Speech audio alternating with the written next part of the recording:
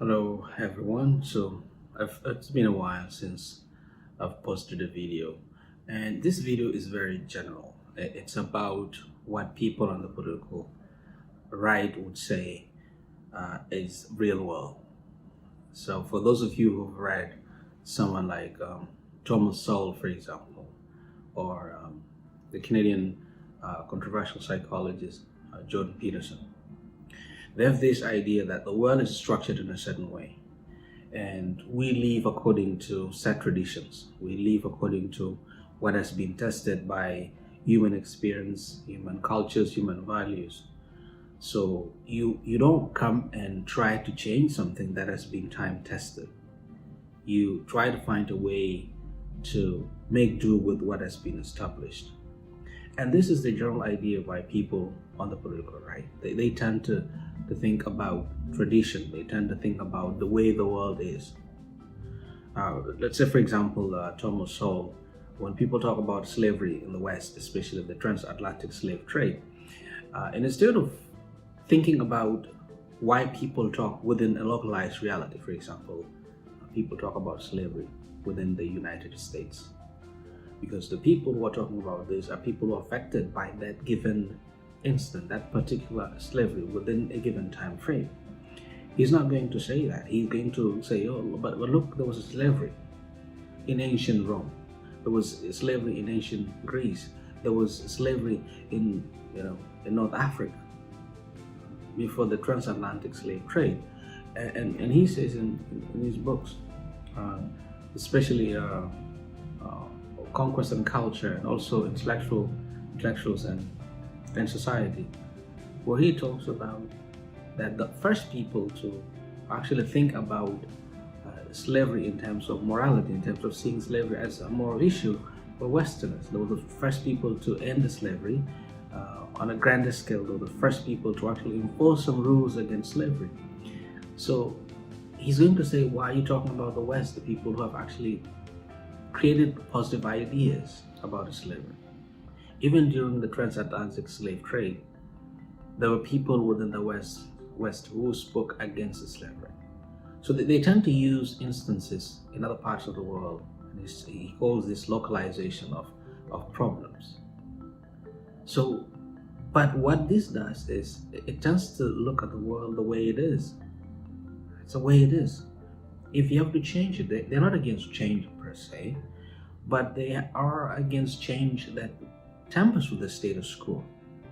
Now, Thomas Sowell says in Intellectual Society that people tend to think that people in the political right, or people he thinks are, we have the vision of the vision, the constrained vision. He calls it a constrained vision. It's not a vision that is careless, not a vision that thinks about change anyhow. There's another vision he calls the vision of the anointed, because he thinks people on the political left tend to think of themselves as having moral higher ground, and they tend to think that the vision of the world, pro-change, the progressive, is the best vision. He sort of denigrates them as having a vision of the anointed. But he says that people also on the political right are also pro-change, and he gives instances of political leaders and also intellectuals with the constrained vision who are pro-change. But what he leaves out is everyone is pro-change as long as the change is within the context they want. Now, the people on the left or right, they were pro-change, but that change has to be self-serving for people on the political right. It has to be change that does not tamper with the status quo. So the people who favor the status quo do not think that everything will remain constant. They know they're not stupid, but they want change to be conducted in a way that doesn't tamper with their lived reality, the way they want things. So, and the general idea, what is underlying all this, is the real world ideology. That there's such a thing as a real world. So be real. So when you propose changes, whether they're changes about the place of women in the world, or the place of Africans in the world, or the place of in the West, they call it minorities, or something like that. You have to conduct it in a way that aligns with the real world. You can't come up with programs that temper with the way things are, a vision that is unrealistic, as they say. But what they don't say is anything you think about as the real world is real according to some set tradition. There's no pre-existing real world. There's no real world that existed and then we copy it. What do you call the real world was made by some people. It's progressively changed by some people. It's not a real world that exists and then we say, here's the real world, let us copy it. That does not exist. So what we call the real world is also a construct. Now, Saul will say, yes, it's a construct, but it's been time tested. Yes. But what we're talking about today, what we're talking about is a chain that can also be time tested. Because sometimes people tend to think about issues, social issues, values, as if there's some sort of end in history. As some people said in the 1990s after the collapse of the Soviet Union, as if there's such a thing as end in history. The West has controlled the world for the last 500 years, but does it mean they will control it for the next 1,000 years? We don't know. History changes. No one knew that the Roman Empire would collapse, but it collapsed. So no one can imagine that the American Empire would collapse, or the British Empire, no one knew would collapse. It collapsed. The same thing with American Empire. Now people think that America is not an empire, but it is an empire. Look at where it has its bases.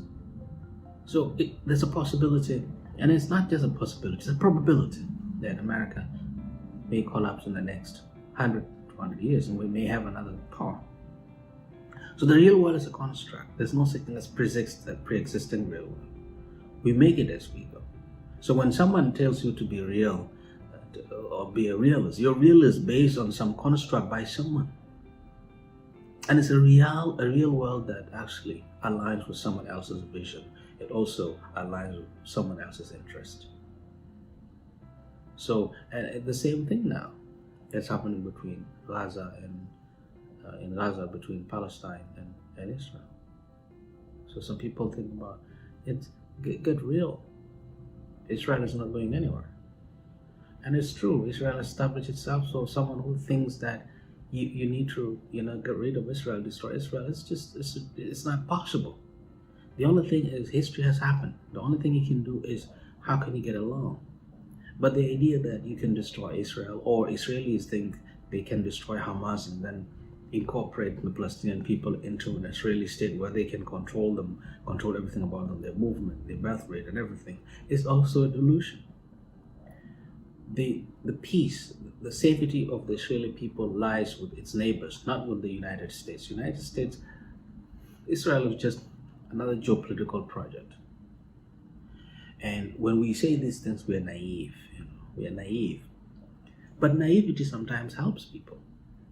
What you call naivety is the only thing that helps. It's the only thing that frees some hostages. It's the only thing that brings in some level of peace, some level of disagreement.